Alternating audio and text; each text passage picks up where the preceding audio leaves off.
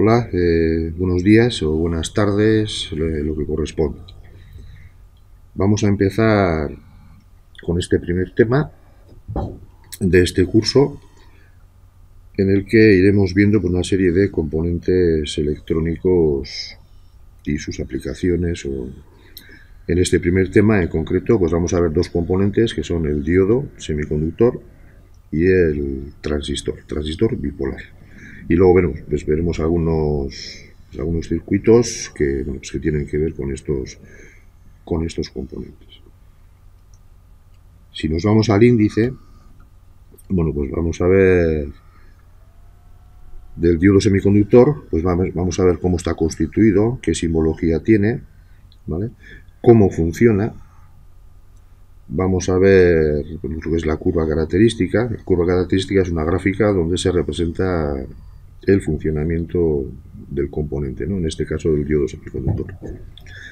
Vamos a ver cómo podemos comprobar con un polímetro si este diodo está bien o está estropeado, y comprobaremos vamos a ver de una hoja de características de un fabricante, pues algunas características eléctricas de un diodo en concreto.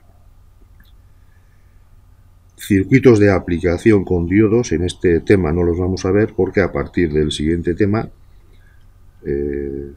los vais a ver. El segundo componente que hemos comentado es el transistor bipolar.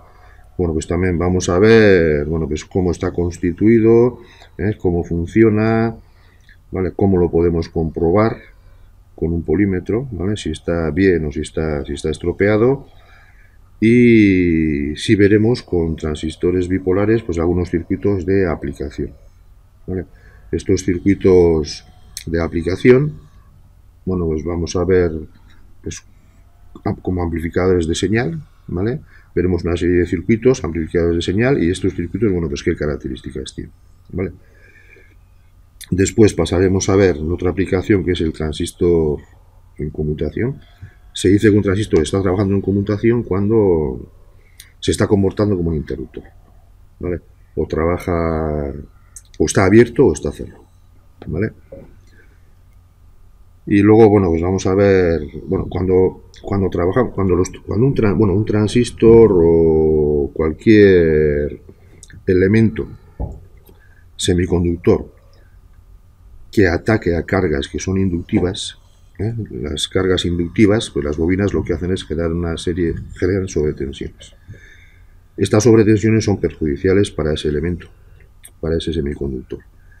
Y entonces, pues hay unos componentes, unos circuitos que lo que hacen es reducir o evitar estas sobretensiones, ¿no? Estos elementos, esta circuitería auxiliar, digamos, de lo que es el componente trabajando en conmutación, son los supresores o los snubbers, ¿vale? Pues veremos dos o tres ejemplos típicos de estos elementos.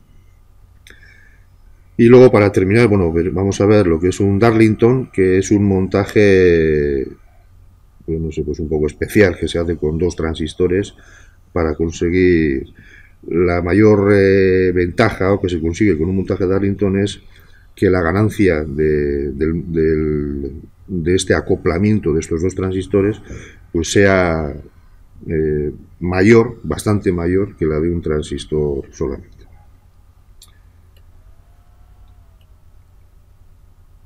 Si empezamos a ver, aquí os hace una pequeña introducción de lo que ha sido pues la evolución de los componentes electrónicos. Los componentes electrónicos, en un principio se construyeron o se descubrieron, pues lo que era el diodo de Fleming y el triodo de Lee-Flores, ¿no? de Lee de Forest. Estos dos componentes, o antes, estos primeros componentes electrónicos básicos se construían, eran unas ampollas de vidrio dentro de la cual se hacía el vacío, y dentro tenía una serie de electrodos y tal y cual, ¿no? Vale, hoy en día estos elementos son componentes de museo. Así todo, pues con estos componentes, ¿vale? Que eran mirando desde hoy, pues eran muy arcaicos o muy primitivos, se construyeron, ¿no? Los primeros aparatos de radio y televisión que se construyeron pues eran a base de estos componentes. Posteriormente, lo que aquí llama componentes de una segunda generación, bueno, pues aparece lo que son los componentes construidos a base de primero germanio y luego silicio, ¿no? Estos semiconductores o que les digo. Y luego, bueno, pues posteriormente aparecen una serie, hoy en día, bueno, pues tenemos circuitos muy complejos, ¿no? Como pueden ser, pues eso, pues microprocesadores o microcontroladores, que se les llama componentes porque básicamente están en un chip, ¿no? Dentro de un chip, pues tenemos un microprocesador o un microcontrolador, pero realmente lo que hay dentro de ese chip, dentro de ese circuito integrado, es un circuito pues más o menos complejo que está formado por componentes básicos. Aquí a la derecha, bueno, pues podemos ver pues qué aspecto físico, bueno, pues tienen pues unos diodos, como son estos que están en la parte de arriba, ¿vale? Los diodos tienen dos terminales, dos electrodos, ¿vale? Y bueno, aquí hay, bueno, algunos ejemplos de físicamente, pues cómo son, ¿no? Y aquí en la parte de abajo, pues físicamente podemos ver, pues cómo son los transistores, transistores bipolares. Tienen tres terminales y bueno, el aspecto físico que tienen pues es este que podemos ver aquí, ¿vale? Bueno, si nos vamos más para abajo, bueno, pues empezamos con lo que es el primer componente, que es el diodo semiconductor. Y para ver el funcionamiento, bueno, dice que es un diodo se comporta como dice que es una compuerta de una sola vía, ¿no? Es decir, solamente deja pasar intensidad en un sentido. Y para explicar un poco el funcionamiento, pues hace referencia, bueno, pues a este canal, ¿vale? Aquí en la figura de la izquierda, bueno, pues vemos un canal en la que el agua viene en este sentido, ¿vale? El agua empuja la compuerta esta, y esta compuerta, al empujar el agua, bueno, lo que hace es, este mecanismo pues, tiende a girar en el sentido contrario a las agujas de reloj. No tiene ningún inconveniente en hacer ese giro, la compuerta se abre y el agua pues circula sin más. En la figura de la derecha, pues si vemos si el agua quiere circular en este sentido, en el sentido contrario al de antes, pues el agua empuja la compuerta, pero este mecanismo tiene aquí un tope que no le deja hacer ese giro. Y entonces la compuerta no se va a abrir y el agua en este sentido no va a poder circular. Bueno, pues un diodo semiconductor funciona de esa forma. En un sentido deja pasar la corriente eléctrica, deja que circulen los electrones, y en sentido contrario pues no deja que circule. ¿Cómo está constituido? Bueno, pues un diodo semiconductor está fabricado pues, a base de una pastilla de silicio, una pastilla de silicio a la que se dice que se ha dopado, ¿no? Se le han metido impurezas. Entonces, en una parte de la pastilla lo que se ha hecho ha sido mezclar con un material, bueno, materiales que se utilizan para dopar o para meter impurezas en el silicio, pues suelen ser materiales como el arsénico, el antimonio, el indio, ¿vale? Y lo que se consigue mezclando el silicio con estos materiales es crear pues, unas zonas que se les llama de tipo P, una zona, y esta zona de aquí pues, que es de tipo N. ¿Qué características tienen estas dos zonas? Bueno, pues la zona de tipo P es una zona en la que los átomos de esta zona tienen falta de electrones. Que tenga falta de electrones no significa que no haya electrones en los átomos, ¿vale? Sino que los electrones son minoría con los huecos, se les llama a esas faltas de electrones. Y en la zona de tipo N, pues ocurre lo contrario. Hay electrones de sobra, ¿vale? Pues eso, simplemente pues hay electrones de sobra, ¿vale? A la zona a cada una de las zonas pues va asociado un terminal, ¿vale? Un electrodo, ¿vale? Aquí otro terminal. A la zona de tipo P, el electrodo, el terminal que va asociado se le llama ánodo, y a la zona de tipo N pues se le llama cátodo, ¿vale? Físicamente, pues un diodo, como hemos visto en una figura anteriormente, bueno, pues es esto, ¿no? Puede ser, ¿vale? Se suele marcar el cátodo con ¿vale? Con un bisel, como este es aquí, o perdón, con un aro de un color, como está aquí, o con un bisel, ¿no? En uno de los extremos. Y el símbolo del diodo, pues es este que tenemos aquí. ¿Vale? La zona de tipo P viene simbolizada o con un triángulo, y la zona de tipo N pues con una raya, ¿no? ¿Vale? Que es el cátodo, ¿no? Y el triángulo pues sería el ánodo. Bueno,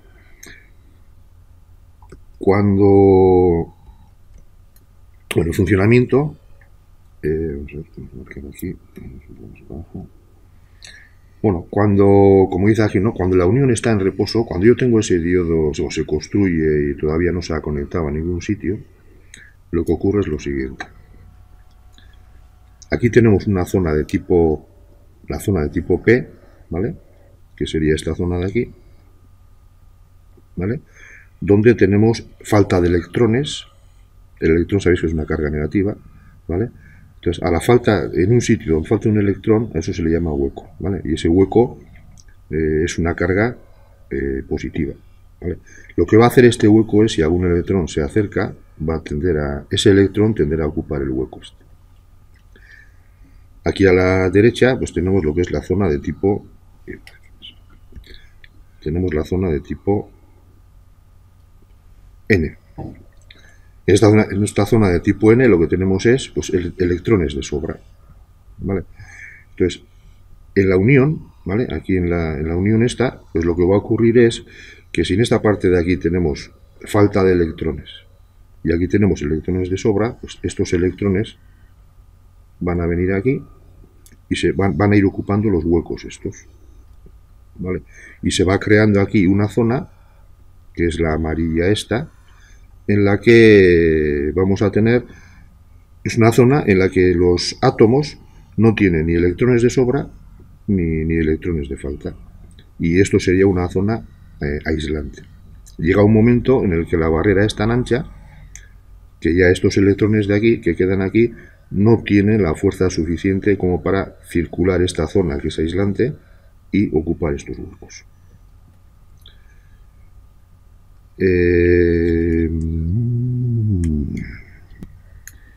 Entonces llega un momento en el que, bueno, pues esta recombinación que se ha dado aquí, pues se separa y nos vamos a quedar con una zona de tipo P aquí, con electrones en falta, una zona de tipo N aquí, con electrones de sobra, y una zona que es aislante, que es esta zona de aquí, en la que los átomos, pues tienen todos sus electrones y es una zona que es aislante. Vamos ahora a polarizar el diodo. Vámonos para abajo. Si nosotros cogemos el diodo, ¿no? Y luego ahora le aplicamos tensión de esta forma, cogemos una batería y le aplicamos tensión de esta forma. El negativo de la batería conectada a la zona de tipo P y el positivo de la batería conectado a la zona de tipo N, ¿vale? Esto en un circuito pues sería esto de aquí, ¿no? La batería con el más conectado al cátodo, que es la zona de tipo N, y el negativo conectado a la zona de tipo P, que es el ánodo. Este potencial positivo que tenemos aquí, lo que va a hacer es estos electrones que tenemos aquí, atraerlos hacia él. O sea, los electrones que tenemos en esta zona van a hacer este movimiento, ¿sí? Y aquí los huecos que tenemos aquí, lo que van a hacer es este movimiento. Los huecos son cargas positivas, van a ser atraídos por este potencial negativo. Entonces, esta barrera que teníamos aquí, que antes tenía una anchura,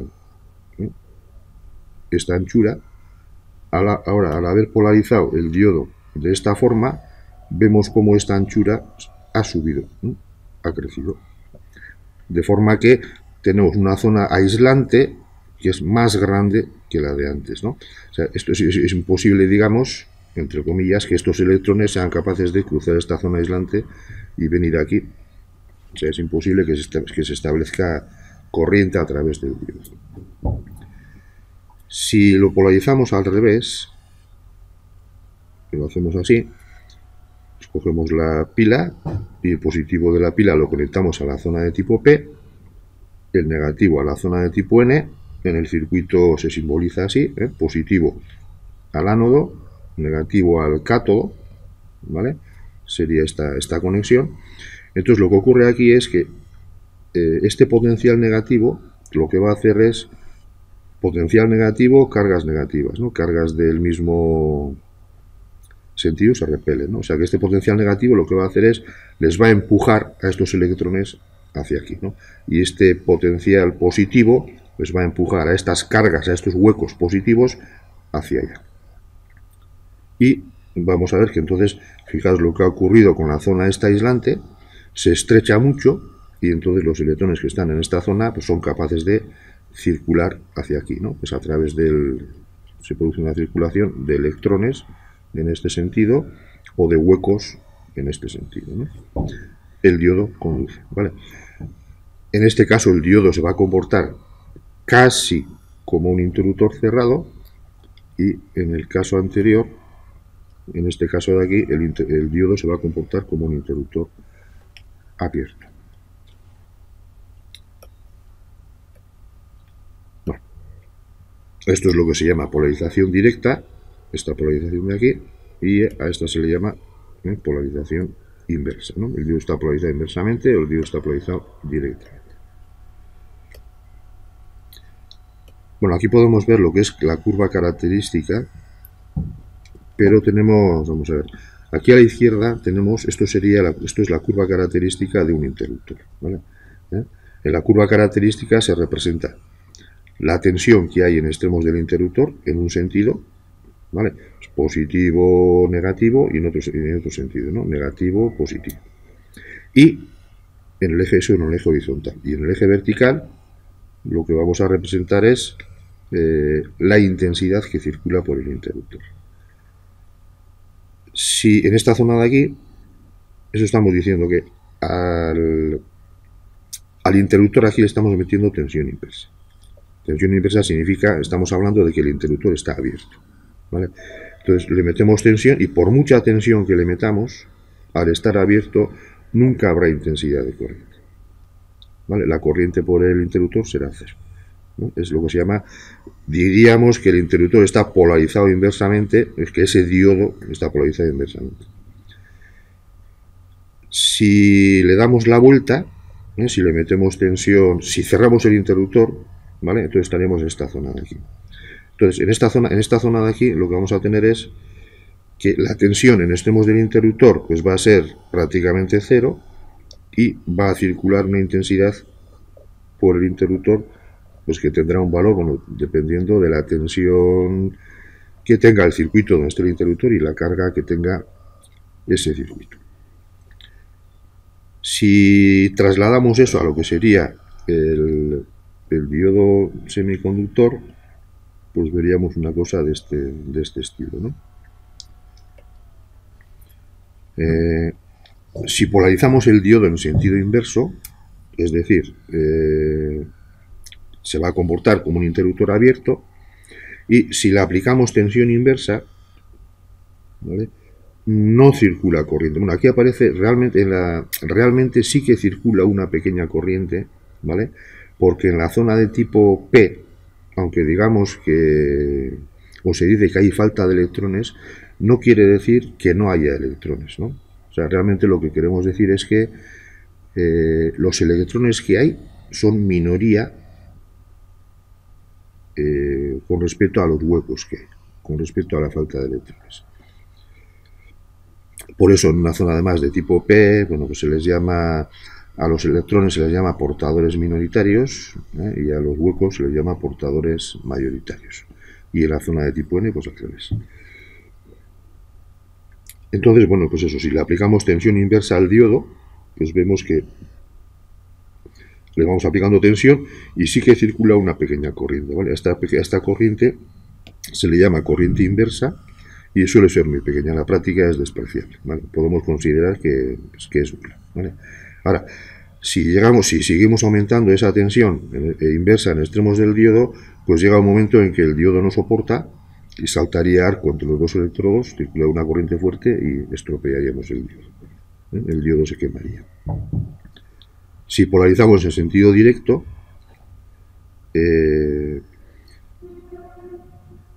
pues bueno, le vamos aplicando una pequeña tensión, ya veis, ¿no? Pues 0,2 voltios, 0,4 voltios y el diodo no conduce, ¿no? Ahí hay una, si os acordáis, vamos a ver, hace falta, se crea una pequeña barrera, ¿vale? Teníamos esta barrera de aquí, entonces si aplicamos tensión en sentido directo, lo que vamos a ir haciendo es, vamos a ir haciendo que esta barrera se vaya estrechando, ¿no? Pero claro, para que esta barrera se vaya estrechando y empiece a circular corriente, hace falta que la tensión esta pues sea de un valor, como pone aquí, pues aproximadamente de unos 0,6 voltios, ¿no? Para estrechar lo suficientemente la barrera para que empiecen a circular electrones. Entonces, pues bueno, ¿no? Pues vemos aquí que hace falta pues llegar a eso, pues a 0,4, 0,5, 0,6, depende del diodo, ¿vale? Para estrechar la barrera lo suficiente para que empiece a circular corriente, ¿vale? Y a partir de aquí, bueno, pues ya circula corriente sin ninguna... Se dice que el diodo aquí se está comportando como un interruptor cerrado, ¿vale? Aunque ya vemos, ¿no? Que en sus extremos pues va a haber una caída de tensión de 0,5, 6, 7, pues depende del diodo, ¿no? Voltios. Bien, vamos a ver cómo podemos comprobar. Bueno, aquí os dice, bueno, pues cómo podemos comprobar si un diodo pues está bien o está estropeado, ¿vale? Si lo que utilizamos es un polímetro analógico, ¿vale? Que hoy en día es difícil, ya que prácticamente todos son digitales. Bueno, con los polímetros analógicos lo que hacíamos es, bueno, siempre tenemos que tener presente una cosa. Al polímetro, las puntas de medida, bueno, polímetro, aquí abajo, bueno, un polímetro tiene unas bornas, ¿no? Para conectar las puntas de medida, ¿vale? Y las bornas suelen ser de diferente color, una negra y otra roja, ¿vale? Entonces lo que siempre tenemos que procurar es meter la punta de medida negra, meter a la borna negra del polímetro y la punta de medida roja a la roja, o la negra suele ser el común y la roja es pues depende para que mida pues tensión, ohmios o intensidad, entonces hay que respetar los colores con la polaridad. Si hacemos eso, yo lo que voy a hacer es lo siguiente. Con la pila que tiene internamente el polímetro, lo que voy a hacer es aplicarle tensión al cable. Y la aguja del polímetro me va a marcar infinitos ohmios, ¿vale? Fondo aquí en el cero, ¿vale? Si polarizo bien, si le meto la punta de medida roja al ánodo y la punta de medida negra al cátodo, estoy polarizando en sentido directo el diodo y va a empezar a circular corriente. Y el aparato pues me va a marcar, ya se ve aquí la aguja, pues me va a marcar pues una resistencia pequeña. Si los polímetros son digitales, bueno, pues normalmente suelen tener bien en el conmutador o bien en el conmutador de escalas, ¿no? El conmutador de escalas y de funciones, mejor dicho, ¿vale? Suelen tener una posición y en la borna también, pues una posición donde normalmente suele venir así, ¿no? Es una ohmios, diodo o pitil, ¿no? Entonces, si ponemos en esa posición y hacemos lo mismo, ¿no? Pues si respetamos la borna roja, la punta de medida roja, mejor dicho, si ponemos así al cátodo y la negra al ánodo, estamos polarizando el diodo en sentido inverso y el aparato me va a marcar fondo de escala, ¿no? Pues normalmente suele marcar, pues te marca un 1 a la izquierda y luego vacío, ¿no? Pues el puntito, y eso quiere decir que hemos pasado la escala, el valor máximo que puede medir en esa escala el polímetro. Si cambiamos Si cambiamos las bornas, si metemos la roja en el positivo y la negra en el negativo, ánodo cátodo, estamos polarizando en el sentido directo, y lo que va a ocurrir es que el polímetro lo que va a marcar es, pues el punto 0, punto, y me queda aquí pues el 6, o ¿no? Depende de esto que tenga, pues 0,6 voltios, o me marcará que es la tensión directa que cae en el diodo cuando está conduciendo, ¿no? Pues me marcará una pequeña tensión o fondo de escala. Si me marca esto, el diodo está bien, ¿vale?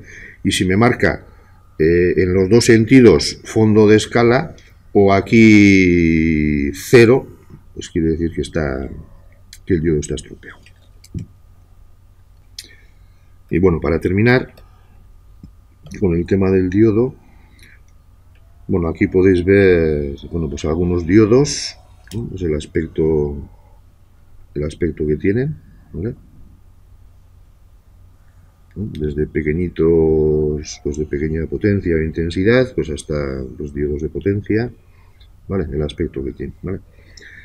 Si veis diodos montados en circuitos impresos, bueno, pues se puede ver, si son de este tipo, pues se verá este componente aquí en el circuito impreso.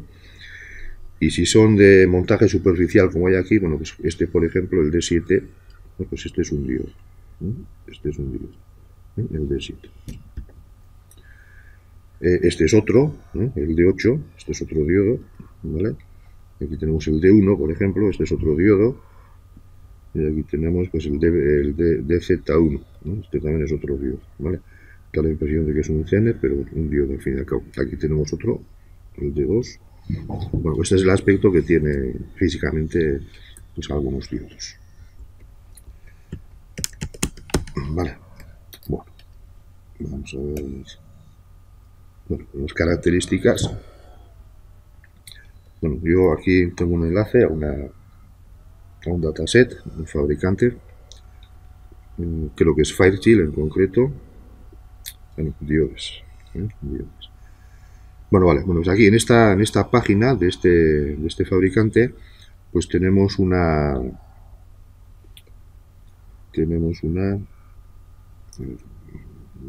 segundo. Bueno, pues tenemos una serie de diodos, ¿vale? Que son los diodos que de la serie 1N4000, que van desde el 1N4001 al 1N4007, ¿vale?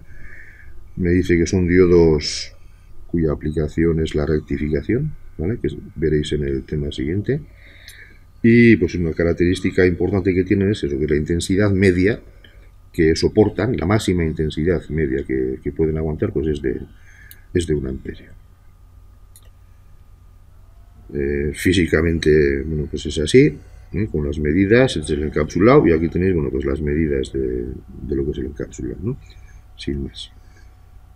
Y luego aquí tenemos, bueno, hay una tabla en la que aparece, bueno, lo que son las características máximas, ¿no? Si nos pasamos de aquí, de estos valores, lo que vamos a hacer es estropear el diodo. Entonces, bueno, pues esta intensidad máxima, media, pues es esta que vemos aquí, pues esta de, ¿dónde estamos? 1 amperio, ¿vale? En la de pues aquí está, ¿no? Pues 1 amperio, ¿vale? Y esta es esta intensidad media que es capaz de soportar el diodo, ¿vale?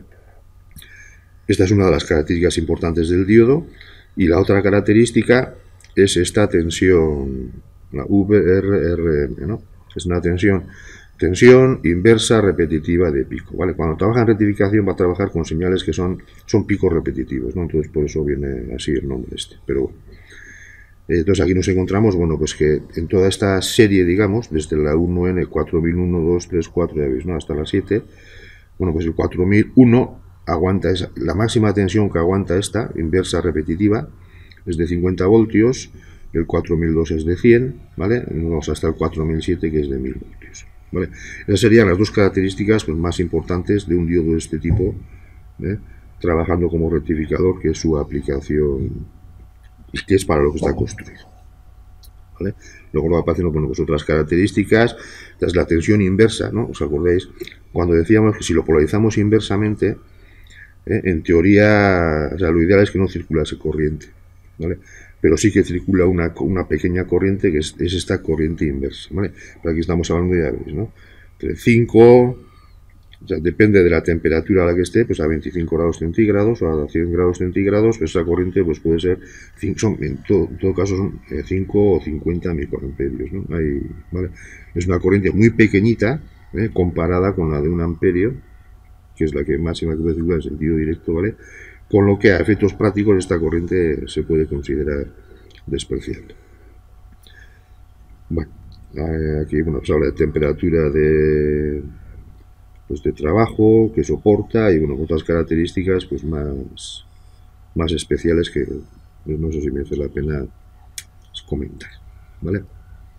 Bueno, cerramos la historia, cerramos la historia y bueno, paramos esta primera peliculilla, pues la paramos aquí.